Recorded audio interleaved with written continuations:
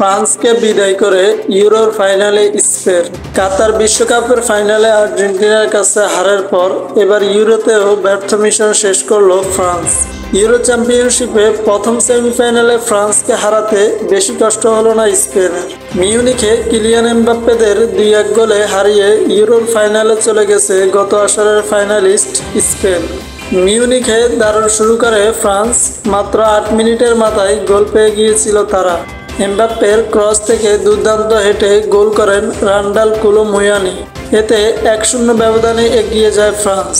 এরপর 21 মিনিটে লামিন ইয়ামালের চোখ ধাঁধানো গোলে সমতায় ফেরে স্পেন।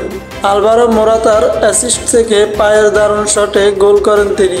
4 মিনিটের পরই আবারও গোল করে স্প্যানিশরা। দানি ওলমোর গোলে 2-1 ব্যবধানে এগিয়ে যায় স্পেন।